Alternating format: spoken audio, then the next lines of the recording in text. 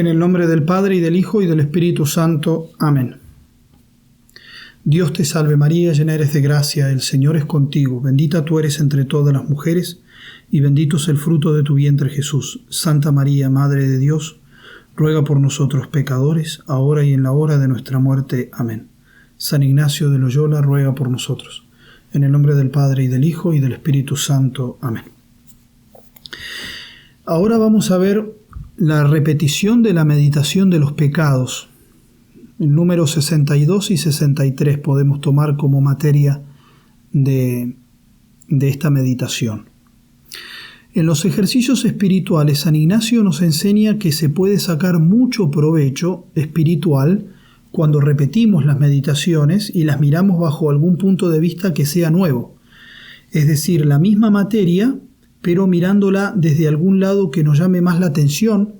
Por ejemplo, cuando contemplamos una montaña en un paisaje, lo podemos hacer desde la cara norte o desde la cara sur. La podemos mirar al atardecer o al amanecer y encontraremos distintos tonos y formas, aunque estemos viendo el mismo objeto. Así nos dice el santo: después de la oración preparatoria y 2 preámbulos será repetir el primero y el segundo ejercicio de la primera semana, es decir, de los 3 pecados y el de los pecados propios. Pero ¿cómo hay que hacer esto? Él explica notando y haciendo pausa en los puntos que he sentido mayor consolación o desolación, o mayor, dice, sentimiento espiritual. No es lo mismo ver el mismo paisaje cuando amanece que verlo cuando anochece. Así no es lo mismo ver nuestros pecados cuando estamos consolados por Dios que cuando estamos pasando la prueba de la desolación. Entonces aquí podemos subrayar estas expresiones. Primero dice notar y hacer pausa. Es decir, tenemos que tomarnos el tiempo necesario, romper con el aceleramiento propio que muchas veces no nos deja ver con cuidado la grandeza y la belleza de la verdad. Segundo, en aquello que me trajo mayor consolación o desolación. De manera que acá entra lo que San Ignacio menciona en las reglas de discernimiento, que es la consolación y la desolación. Debemos subrayar que uno de los elementos que conforman la descripción de consolación es las lágrimas por nuestros pecados. Entonces, si sucedió en las meditaciones previas que Dios nos bendijo con las lágrimas o con un crecido dolor por los pecados, entonces podemos repetir el pensamiento de aquello que me provocó lágrimas. De hecho, ese es el fruto de esta meditación, de la petición de los pecados propios, el crecido dolor, intenso dolor por lágrimas por nuestros pecados. Y eso es propio de la consolación.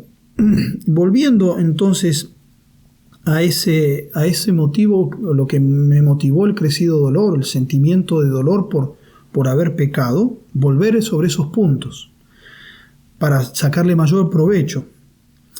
Dice en el número 316, hablando de la consolación espiritual, que es también cuando el alma lanza lágrimas motivas a amor de su Señor, ahora sea por el dolor de sus pecados o de la pasión de Cristo nuestro Señor, o de las otras cosas derechamente ordenadas en su servicio y alabanza.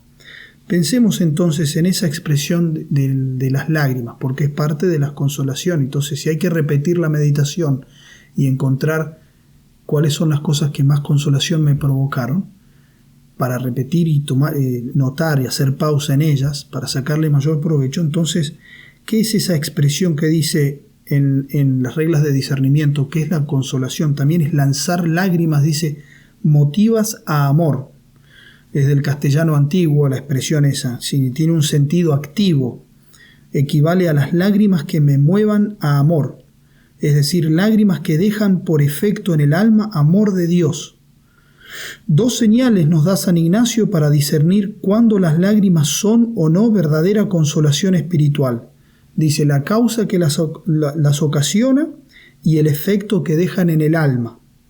Son pues lágrimas de verdadera consolación espiritual las que nacen del dolor de los pecados, o de la consideración de la pasión, o de otras cosas derechamente ordenadas en servicio y alabanza divina, y dejan por resultado en el alma el amor de Dios. Al contrario, hay que sospechar, dice, de las lágrimas motivadas por otras consideraciones naturales o profanas, o que llevan al alma a satisfacción propia, presunción u otros efectos menos santos y ordenados. De manera que esta repetición de la meditación de los pecados, mientras repetimos la petición de las lágrimas como fruto querido y deseado, examinemos si Dios nos ha concedido alguna vez este don. Y si no lo ha hecho, esta puede ser una ocasión propicia para pedir estos dones con fervor, porque pueden dejar una muy buena impresión y convencimiento en el alma. La bienaventuranza de las lágrimas de la que habla nuestro Señor, bienaventurados los que lloran porque serán consolados. Se trata de este tipo de lágrimas. Bienaventurados los que hacen penitencia, derramando por afuera el dolor y la angustia de haber dado las espaldas al Señor. Claro es que Dios consolará todas las lágrimas, menos las del pecador que llora porque no puede seguir pecando. Dice un autor: no dejará el Señor ninguna lágrima sin enjugar fuera de la que derrama el impío ante la impotencia de no poder seguir pecando o ante la rabia de ver esfumarse la causa de su mal gozo. Pero el llanto del que sufre, el gemido del probado, del enfermo, del abandonado, del que es víctima de la crueldad ajena, del que yace en el lecho de la aflicción, en la oscuridad de la mazmorra, en el calvario de la angustia interior, no es ignorado por Dios, aunque su respuesta tarde mucho tiempo humano, porque los tiempos de Dios no son como los de los hombres. Y aún menos indiferente es ante quien se aflige por haber pecado y llora con lágrimas de sincero arrepentimiento, esas que queman la escoria de las culpas con el deseo de la mortificación.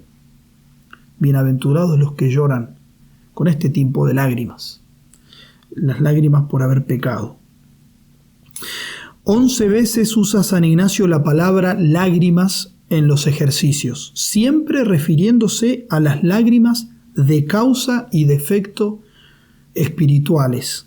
El pecador que derrama lágrimas de esta manera siempre tendrá aquella esperanza que leemos en el Salmo: te has fijado en mi aflicción, Señor, y velas por mi vida en peligro. Por eso debemos ir pasando por los puntos como lo hemos hecho en las demás meditaciones, deteniéndonos en aquello que tal vez nos ha provocado la consolación de las lágrimas, pues ahí está el fruto y de allí uno puede sacar más provecho. Lo mismo hay que examinar las desolaciones y detenernos en aquello que más hastío nos ha provocado. Tal vez hemos sentido poco o nada, tal vez no hemos hecho más que andar en el espíritu, con el espíritu así perezoso, sin querer pensar en el mal que hemos cometido, porque nos da disgusto hacer este ejercicio. Y si es así, entonces podemos seguir este aviso de un discípulo de San Ignacio, el padre Luis de la Palma, que dice así: así como a los caballos desbocados se les pone una espada desnuda para detenerlos, y a los que están con modorra les dan tormento de cordeles o humo en las narices para despertarlos, así a los pecadores desbocados y arrebatados de sus pasiones, y que están sepultados en un profundo sueño del olvido de Dios y de sí mismos, es menester ponerlos a los ojos la espada desnuda de la divina justicia, y a las narices el humo del fuego infernal, para que se reporten y vuelvan sobre sí. Dios es el que mortifica y vivifica, como dijo Ana en su cántico en el Antiguo Testamento. 1 Samuel 2:6. Y Dios es el que lleva a los infiernos y saca de ellos. Y respecto de Dios, como dice San Gregorio sobre estas palabras, llevar a los infiernos, lo mismo quiere decir atemorizar los corazones de los pecadores con la consideración de los tormentos eternos, y sacar de los infiernos lo mismo es que alentar a los verdaderos penitentes con la esperanza del premio después que han llorado sus culpas, porque entonces empezamos a no pecar de veras, cuando la dureza de nuestro corazón se quebranta con el temor de los tormentos. Y esto es entrar con la congoja y el miedo a los infiernos, y entonces salimos de él cuando respiramos con la esperanza del perdón después de las lágrimas de la penitencia.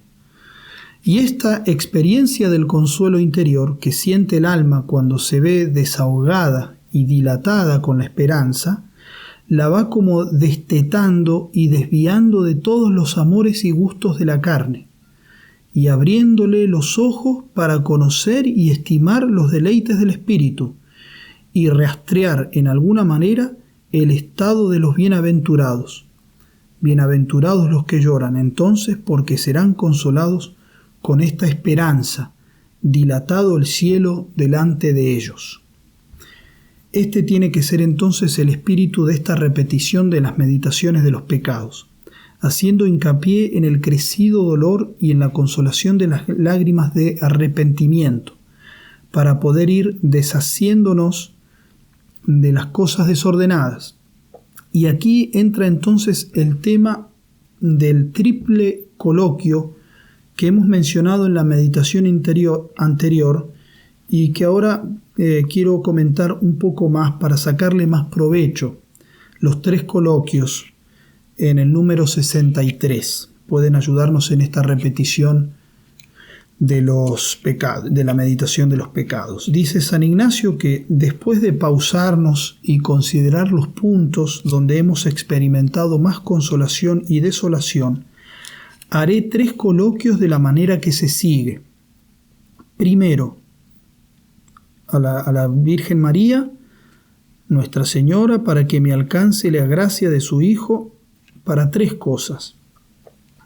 La primera, para que sienta interno conocimiento de mis pecados y aborrecimiento de ellos.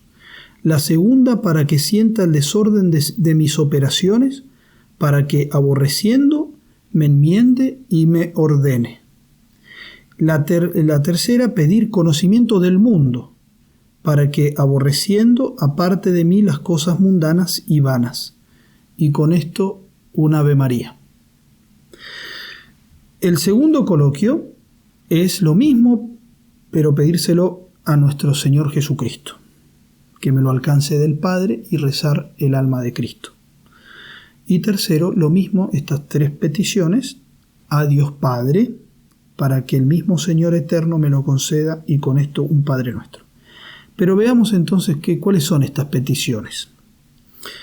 Pedimos primero, respecto de mis pecados, interno conocimiento y aborrecimiento de ellos. Y ya hemos hablado de este conocimiento del pecado, cuando hemos dicho que hay que volver al sentido del pecado. Y respecto de mis operaciones, la segunda petición, sentir su desorden, aborrecer este desorden, enmendarme y ordenarme. Fíjense que aquí pedimos sentir, no solamente conocer. Dice San Ignacio, sentir el desorden de nuestras operaciones. Interno conocimiento de nuestros pecados, la primera, pero ahora el sentir el desorden. Es decir, que el conocimiento de mi desorden pase al sentimiento, que lo pueda sentir, que ya me sienta verdaderamente como incómodo con las cosas que no están ordenadas puramente a Dios. Es la esencia de los ejercicios, el ordenarme a Dios en todas las cosas. Por eso este coloquio está tocando las fibras más íntimas de los ejercicios. Ya desde el comienzo de los ejercicios, en el número 1, San Ignacio habla de las afecciones desordenadas. Como yo quiero sentir esas afecciones para aborrecerlas, que hay que quitar, y en el mismo título de los ejercicios, el número 21, donde se dice que la finalidad de los ejercicios es ordenar la vida sin determinarnos por nada que sea desordenado. El tema del orden y del desorden. Y aquí estamos precisamente pidiendo por la gracia de sentir el desorden de nuestras operaciones. estamos pidiendo en el coloquio sentir el desorden de las obras y como que ya se nos haga insufrible obrar sin ordenarme a Dios en todas las cosas. Pues puede suceder que uno ya se abstenga de pecar, pero sigue con el corazón desordenado y suspirando por el pecado, como los israelitas que, habiendo dejado la esclavitud de Egipto, seguían añorando esa esclavitud porque les parecía mejor que el desierto, sin darse cuenta que en el desierto habían conocido mejor a Dios. Así lo explica San Francisco de Sales en La vida devota, y trata de los pecadores que se confiesan con la contrición indispensable y con el propósito de no pecar más, pero conservan todavía ese afecto al pecado, como un suspiro, ¿no? Dice el santo: estos se abstienen del pecado como los enfermos que se privan de comer melones cuando el médico les amenaza con la muerte si los comen. Pero les inquieta esta privación, hablan de ella, regatean al cumplirla, quieren olerlos a lo menos, tienen por dichosos a los que pueden comerlos. Así estos flacos y perezosos penitentes se abstienen por algún tiempo del pecado, pero de mala gana, y quisieran poder pecar sin condenarse. Hablan con afición y gusto del pecado y miran como dichosos a los que lo cometen. Por eso San Ignacio quiere que aborrezcamos al pecado, y es la primera petición, pero quiere ir más, el desorden también de nuestras operaciones, para que ya no quede lugar en nuestra alma que pueda entretener algún gusto o suspiro por las cosas que no están dirigidas a Dios. Dice el padre Calveras, gran comentador de los ejercicios: que sienta el desorden de mis operaciones quiere decir que reconozca lo desordenado, las faltas e imperfecciones que hay en mis obras sin llegar a ser pecado. Vistas ellas ante la presencia de Dios, infinita perfección y santidad esencial, despertarán la displicencia, tanto mayor cuanto sea el conocimiento que de Dios alcance, de donde nacerá su aborrecimiento y persecución para enmendarme y ordenarme quitando defectos y poniendo perfecciones, ¿no? Quitando defectos y poniendo perfecciones, progresivamente en todas mis obras. Dice el mismo San Ignacio en una carta: que Dios nos conceda su infinita misericordia, que cada día nos sintamos y aborrezcamos cualquier imperfección y miseria, que cada día más sintamos y aborrezcamos cualquiera de nuestras imperfecciones y miserias, más llegándonos a participar de la eterna luz de su sabiduría y a tener con ella presente la infinita bondad y perfección suya, y que nos sean insufribles cualesquiera aunque menores defectos nuestros, porque así persiguiéndolos mucho los debilitemos y disminuyamos con la ayuda del mismo Dios y Señor nuestro. En definitiva, el intento nuestro mediante estas peticiones en este coloquio es desterrar todo otro amor que no sea uno con el amor de Dios, para que el corazón todo entero se emplee en amar a la suma bondad y por ella todas las otras cosas. En el sentir de San Ignacio, es desordenado todo cuanto se sale de la ordenación divina en el destino del hombre, aunque por no ser contra la razón o en el orden natural no esté prohibido ni grave ni levemente siquiera. Es decir, hay cosas o personas en nuestra vida que son buenas en sí mismas o indiferentes, pero que se vuelven desordenadas si las queremos fuera de Dios y solamente dentro de nosotros. Y ahí está el desorden. Cuando el amor o afecto por algo o por alguna persona no ha sido consultado con Dios, entonces ahí empieza el desorden y todo amor tiene que descender de arriba, de Dios. Esta es una expresión de San Ignacio: todo amor tiene que descender de arriba. Pone el ejemplo cuando damos limosna a un ser querido. En el número 184 de los ejercicios se puede leer que para que el amor a un ser querido, cuando damos limosna, para que sea ordenado, este amor tiene que descender de arriba es decir, dar limosna cuando es por amor a Dios y no solamente por la afección que tenemos por aquel a quien damos limosna o para con quien practicamos la caridad. Es decir, ordenadas son nuestras obras cuando el ojo de la intención es puro. Es que todo amor debe bajar de Dios y no de nuestros instintos. Bajar de Dios como el agua de la fuente, como los rayos del sol.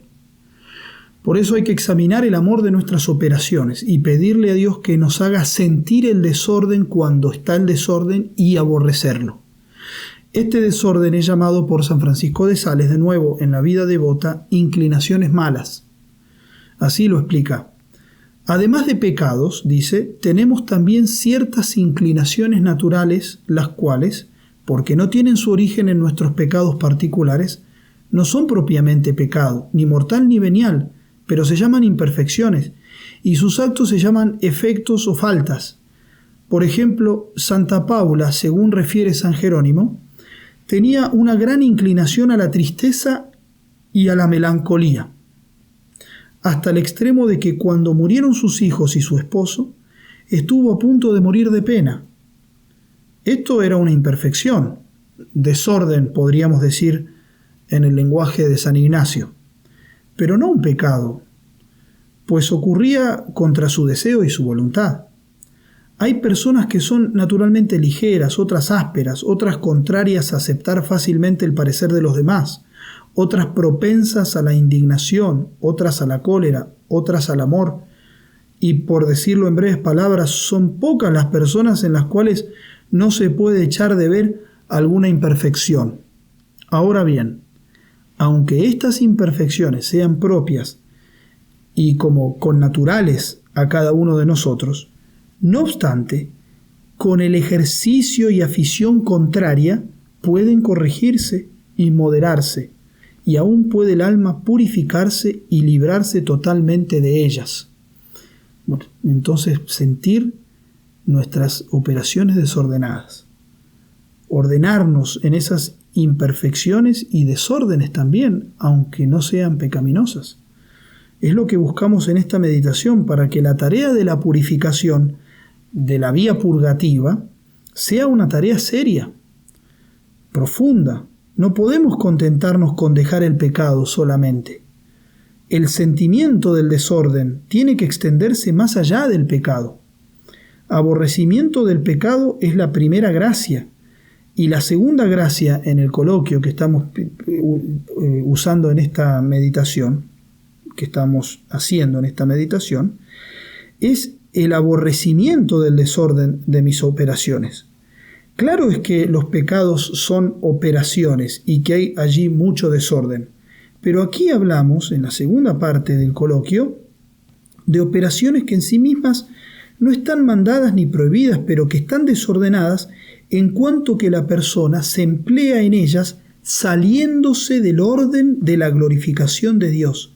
Es decir, que tengamos esa sensibilidad de que cada vez que estamos saliéndonos del orden de lo que Dios establece para nosotros, que ahí entonces sintamos ese desorden y que lo aborrezcamos.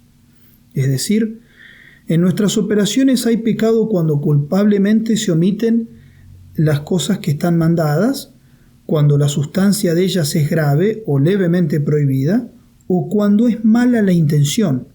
Pero fuera de estos casos, puede haber en nuestras obras simple desorden. Primero, en cuanto a la elección, es decir, que cuando siendo libres de obrar tal o cual cosa, se toman decisiones sin pensar en el último fin. Ahí hay desorden. Cuando hacemos cosas sin pensar en el último fin, o sin determinarnos eficaz y únicamente por él. Segundo, en cuanto a la distribución, es decir, cuando obramos sin premeditación o imprudentemente, ni teniendo en cuenta la importancia y la oportunidad de tal o cual cosa que estamos haciendo. Y también puede ser desordenado, un simple desorden, en cuanto a la ejecución, cuando en la materia de nuestros actos, en la cantidad o modo de la obra que se realiza, hay exceso o defecto, saliéndonos del justo medio que dicta la razón y que nos enseña la gracia. Nuestras operaciones pasarán a estar ordenadas mediante la ordenación perfecta del amor. Entonces, ¿cómo podemos ordenar lo que está desordenado? Ordenando el amor, lo cual significa arrancar del fondo del alma los amores y deseos malos o peligrosos hasta introducir el aborrecimiento contrario y transformar en espirituales los amores y deseos naturalmente honestos e indiferentes, para dar pleno lugar al amor de Dios, de manera que con un mismo y con un único amor, purificado y ordenado, amemos a Dios en sí mismo y en Él todas las criaturas y a todas las criaturas en Él, sin partir ni derramar nuestro afecto a cosa alguna fuera de Dios, que esto y no otra cosa significa quitar de sí todas las afecciones desordenadas, a saber, apartar cuanto es posible de sí el amor de todas las criaturas por ponernos en el Creador y en Él amar a todas las cosas en Él. Pero ¿cómo podemos entonces adquirir esta transformación en nuestro ser, de manera que todas nuestras obras estén ordenadas según el amor de Dios? Un solo camino existe para semejante transformación del corazón, y es el que estemos buscando durante estos ejercicios de las primeras semanas, ese sentir a Dios íntimamente dentro de nosotros mismos, haciéndonos presentes las cosas celestiales y experimentando los consuelos divinos por medio de la oración prolongada y el trato íntimo con Dios. El corazón humano no se pega sino donde haya satisfacción, gustos, provechos, y naturalmente solo en las cosas creadas los encuentra. Para pegarse a las cosas divinas, ha de experimentar en ellas satisfacciones, gustos, provechos de otro orden, lo cual solo puede darse durante la oración y el trato con Dios, mediante el ejercicio de las propias potencias o recibiendo en ellas las divinas consolaciones. Con mucha razón pone San Ignacio la fuerza de los ejercicios en el trabajo interior de la persona que se ejercita, porque no el mucho saber, dice en el número 2, no el mucho saber harta y satisface el alma, mas el sentir y gustar las cosas internamente. Pidamos entonces ese conocimiento y sentimiento de nuestras faltas y de nuestros desórdenes interiores y exteriores, teniendo bien presente que a veces pequeñas faltas o desórdenes son el comienzo de la ruina del alma. Hay faltas que hacen estragos en la personalidad, apegos pequeños que serán tan solo como un hilo de telaraña, pero que no nos dejan amar a Dios con todas las fuerzas. Examinar las consecuencias de nuestros desórdenes, consecuencias que llevan a frustraciones mayores en el campo del alma, la curiosidad, la pereza, las ocasiones de pecado, el no pensar en Dios, en dejar las cosas para más adelante, nunca hacer lo que tenemos que hacer. Voy caminando hacia Dios y por un afecto desordenado me detengo, hago una parada, tal vez no es pecaminosa, pero ya dejé la intensidad en la búsqueda de Dios. Ya entró el desorden, ya entró el desgano, sin importarme tanto acerca de mi trato con Dios. Aquellos actos que no están marcados con el tanto cuanto del principio y fundamento, esos hay que aborrecerlos, aunque no sean pecado, aunque sean simplemente un pequeño desorden. Sobre todo, si vemos que después de hacer una buena confesión, sucede que todavía sentimos que estamos en peligro de caer en los mismos pecados y vemos que la esperanza de enmienda es muy débil y que incluso a veces como tenemos ese suspiro por el desorden. Eso se debe a que las pasiones y las inclinaciones malas han tomado fuerza con la costumbre y arrastran y llevan cautiva a la voluntad, a tal punto que nos hacen creer que ya no podemos. Y esa es la justa pena que sigue el pecador, como dice San Agustín, el cual escribe de sí mismo que con la fuerza de la pasión temía, en cierta manera, verse ya separado de las cosas que le impedían el servir a Dios, Quería a Dios, pero no quería dejar los afectos desordenados. Andaba, dice en sus confesiones, suavemente fatigado con esta carga del mundo, como suele hallarse un hombre cargado con el sueño. Y los pensamientos que tenía de Dios eran semejantes a los desperezos y meneos de los que duermen, y procurando despertar con la fuerza del sueño se vuelven del otro lado y tornan a dormir, donde con gran propiedad la suavidad con que hace violencia el deleite, la costumbre, es decir, las operaciones desordenadas, la compara a la violencia del sueño, que es una de las mayores que padecemos, y no se puede vencer sino con gran conato y resistencia. Por eso la fuerza del pecado ha de ser vencida no sólo con la fuerza de su aborrecimiento, sino con la del aborrecimiento de todo desorden. Por eso hay un aborrecimiento y después del pecado y otro aborrecimiento de lo que es el desorden. Si el pecado ha creado costumbres, entonces hay que vencerlas con otras costumbres. Una fuerza se ha de vencer con otra fuerza, una costumbre con otra costumbre, hasta que enflaquecidos los enemigos se desahogue la esperanza. Si San Ignacio nos pidiera solamente aborrecer el pecado, pero no necesariamente las cosas desordenadas, entonces nunca tendríamos esperanza de no pecar más.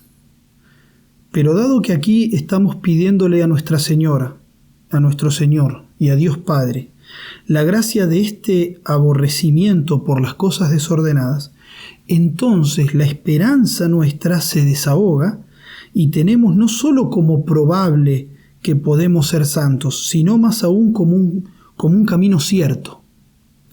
Ahora bien, ¿qué pasa con las actitudes mundanas que se nos pegan en nuestra vida? Y con esto vamos terminando esta meditación, porque el mundo y lo mundano es el tercer aborrecimiento que hay que pedir en este triple coloquio que estamos desmenuzando. Conocimiento del mundo para que, aborreciendo, aparte de mí las cosas mundanas y vanas. Nosotros no debemos ser del mundo, nosotros somos ciudadanos del cielo. Esa es nuestra patria. Por eso debemos aborrecer las máximas del mundo que están en directa oposición con el espíritu de las bienaventuranzas. Si Jesús nos enseña en el sermón más hermoso que se ha escuchado en esta tierra, que la verdadera felicidad está en la pobreza de espíritu, en las lágrimas, en la humildad, en la sed de la justicia y de la santidad, en la misericordia, en la pureza del corazón, en la verdadera paz, en la persecución y testimonio por causa de Cristo, ¿por qué entonces nosotros nos pegamos a lo contrario, es decir, al apego por las riquezas o a las cosas materiales, a los placeres desordenados, a la vanagloria, a la venganza, a la discordia, a la impureza, al quedar bien con todos, incluso negando y no dando testimonio del Señor? Cuán irracional es querer sobresalir sobre los demás con la ostentación vana y el lujo, para atraer la admiración y captar el vano honor de los hombres. Vano porque se suele fundar no en verdad, sino en apariencias, y porque aún en el caso de darse con verdadero motivo, termina en el hombre y no va a Dios, a quien todo lo bueno se debe atribuir. Cuán perjudicial es el exceso en el placer, en el entretenimiento, en la comodidad de la vida, ese conformismo que paraliza e insensibiliza al alma del cristiano. Disipa el espíritu buscando satisfacción y hartura del corazón no en Dios y en las obras virtuosas, sino en cosas sin sustancia, enervantes y peligrosas. Terminemos esta meditación entonces con este triple coloquio que embarga en sí este triple aborrecimiento que tanto bien puede causar en nuestra vida: aborrecimiento del pecado, de las operaciones desordenadas y del mundo, y del espíritu del mundo. Y hagamos este coloquio con el espíritu de contrición y compunción que vemos en las palabras del Salmo 50. Misericordia, Dios mío, por tu bondad. Por tu inmensa compasión borra mi culpa. Lava del todo mi delito, limpia mi pecado. Pues yo reconozco mi culpa, tengo siempre presente mi pecado. Contra ti solo pequé, cometí la maldad que aborreces. Mira, en la culpa nací, pecador me concibió mi madre. Te gusta un corazón sincero, y en mi interior me inculcas sabiduría. Rocíame con el hisopo, quedaré limpio. Lávame, quedaré más blanco que la nieve. Aparta de mi pecado tu vista. Borra en mí toda culpa. Oh Dios, crea en mí un corazón puro. Renuévame por dentro con espíritu firme. No me arrojes lejos de tu rostro. No me quites tu Santo Espíritu. Devuélveme la alegría de tu salvación. Afiánzame con espíritu generoso. Un corazón quebrantado y humillado, tú no lo desprecias. En el nombre del Padre, y del Hijo, y del Espíritu Santo. Amén.